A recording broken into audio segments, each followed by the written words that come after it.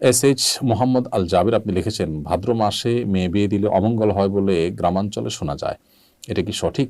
না, এরকম কোনো কথা নেই। বিয়ের ব্যাপারে এমন কোনো সময় বা এমন কোনো কাল নেই যে সময় কালে বিবাহ হলে কোনো প্রকার ক্ষতি হতে পারে বা উপকার হতে পারে। বিবাহ সবসময় করা যায় এমন একটি বিষয়।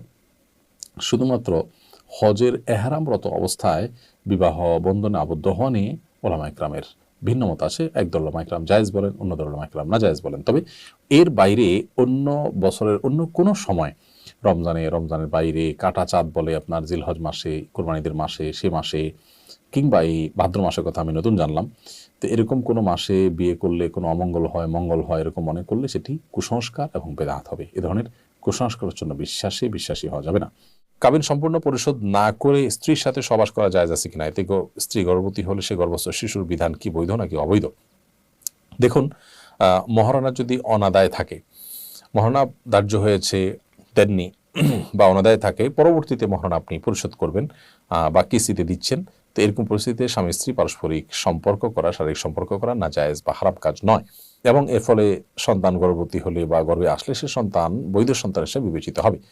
সাহাবা ইকরামের মধ্যে অনেকেই তাদের আপনার মোহর নগদে পরিশোধ করেছেন, অনেকে না, বেশিরভাগই নগদে পরিশোধ করেছেন। অনেক সময় কেউ কেউ বাকিতেও পরিশোধ করেছেন। আসলে তার একটা হাদিস রয়েছে মর্মে যে মোহর যদি কেউ বাকিতে রাখতে চায় সেটা জায়েজ আছে, বিধায় এটা নাজায়েজ নয় এবং এর ফলে সম্পর্ক হারাম হয়ে যাবে না। অনেকে না জেনে এটাকে জেনা হবে, হারাম হবে সম্পর্ক এমনটি বলে থাকেন।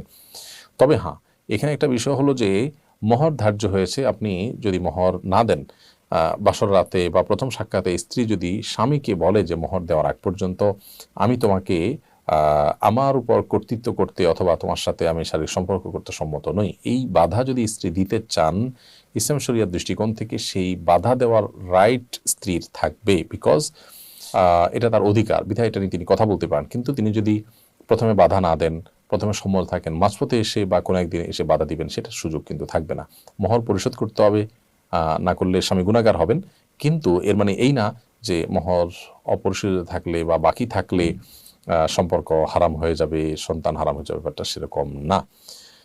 তাসনুবা তরি আপনি লিখেছেন, বিয়েতে মহারণা হিসাবে ওমরা হজের খরচ ধার্য করলে বিয়ে বা মহারণা বৈধ হবে কিনা? বিয়েতে মহারণা হিসাবে ওমরা করানোর শর্ত যদি দেওয়া হয় যে স্বামী ওমরা করাবেন, তাহলে সেক্ষেত্রে সেটা অবশ্যই জায়েজ হতে পারে।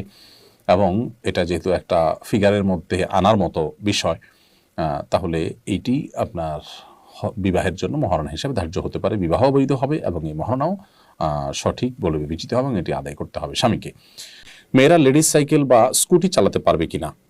মেয়েরা লেডিস সাইকেল বা স্কুটি যদি চালান নিজস্ব অঙ্গনে, ধরুন তার বাংলোতে, তার বাড়ির এরিয়াতে, তার এমন কোনো জায়গাতে যেখানে আসলে পরপুরুষের দৃষ্টিতে তিনি গোচর হচ্ছেন না, তাহলে সেক্ষেত্রে সেটি জায়েজ হতে পারে।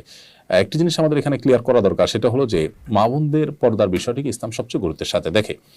যদি কোনো মা বোন এমন কোনো কাজ করেন যেটা তার পর্দার জন্য সমস্যা হবে, সেটা কাজটা ইটসেলফ হালাল হলেও, বৈধ হলেও, সেটা তার জন্য তখন আর করা জায়েজ হয় না।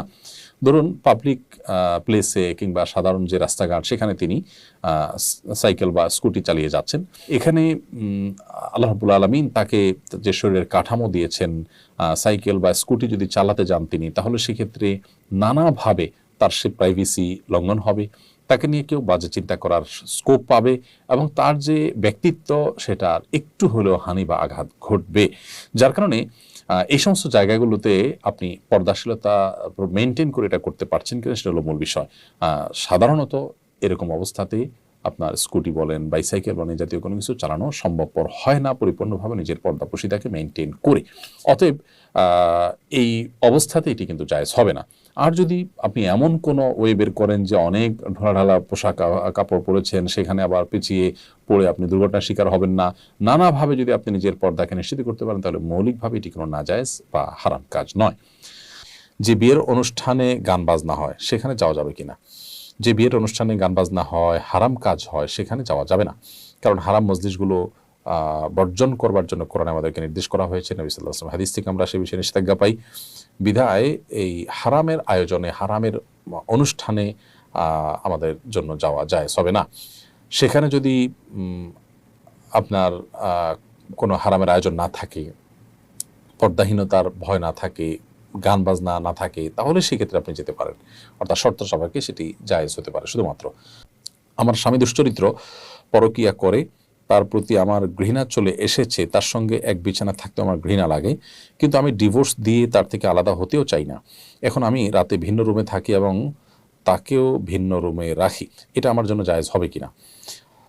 দেখুন, যদি স্বামী পরকীয়া করেন, তার চরিত্র খারাপ হয়, তাহলে তার প্রতি ঘৃণা হওয়াটা দোষণীয় নয়।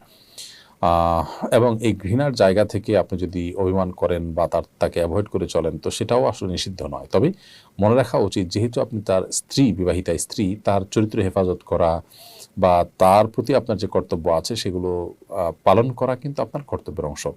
আপনার অভিমান একটা পর্যায় পর্যন্ত থাকতেই পারে, কিন্তু যদি আপনি দীর্ঘমেয়াদে এভাবে তার থেকে পৃথক থাকেন, ভিন্ন রুমে থাকেন এবং তার সাথে কোনো প্রকার শারীরিক সম্পর্ক ইত্যাদি আপনি ডিনাই করে চলেন এবং দীর্ঘদিন এভাবে চলতে থাকেন, তাহলে সেক্ষেত্রে তার যে দুশ্চরিত্র আছে সেটা আরও বাড়ার সমূহ আশঙ্কা আছে। এসব কারণে আপনি, আপনার সামনে দুইটা পথ খোলা। হয় আপনি তাকে যদি পরিবর্তনযোগ্য মনে হয়, নাসিহা করে আল্লাহর ভয় দেখিয়ে পরিবর্তন করার চেষ্টা করবেন, আর না হলে আপনি তার থেকে ডিভোর্স চেয়ে নেবেন। ডিভোর্স চাওয়ার অধিকার আপনার আছে যদি মনে হয় যে সে পরিবর্তন হওয়ার মতো নয়।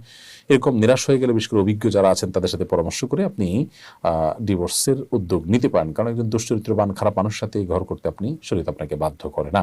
কিন্তু যতদিন আপনি আছেন ততদিন স্বামী হিসাবে তিনি যেরকম ভরণ পোষণ দিচ্ছেন, তার কর্তব্য পালন করছেন, তার দুশ্চরিত্রের পাশাপাশি ঠিক স্ত্রী হিসাবেও আপনি তার যে অধিকার আছে সেই অধিকারগুলো আদায়ের পরে আপনার সচেষ্ট থাকা দরকার। হ্যাঁ, অভিমান একটা মাত্রা পর্যন্ত অবশ্যই আপনার থাকতে পারে।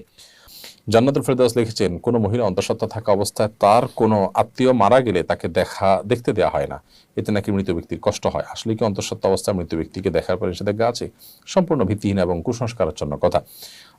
অন্তঃসত্ত্বা থাকা অবস্থায় অনেকগুলো কুসংস্কারের কথা আমরা জানি, এটা কাটা যায় না, সেটা কাটা যায় না, তারপরে চন্দ্রগ্রহণ হলে বাহির হওয়া যায় না, তারপর এই যে আরেকটা নতুন করে শুনলাম যে কোনো আত্মীয় মারা গেলে তাকে দেখা যায় না, একেবারেই ভিত্তিহীন কথা। আপনি যাদেরকে জীবদ্দশা দেখতে পারতেন মৃত্যুর পর তাদেরকে দেখতে পারবেন। ধরুন আপনার শ্বশুর মারা গেছে, তো আপনি তাকে দেখতে পারবেন, যার সাথে আপনার দেখা দেওয়া যায় তাকে আপনি দেখতে পারবেন। অন্তঃসত্ত্বা হওয়া বা না হওয়ার কোনো সম্পর্ক এর সাথে বা এর কারণে কোনো পার্থক্য বিধানের ক্ষেত্রে হবে না।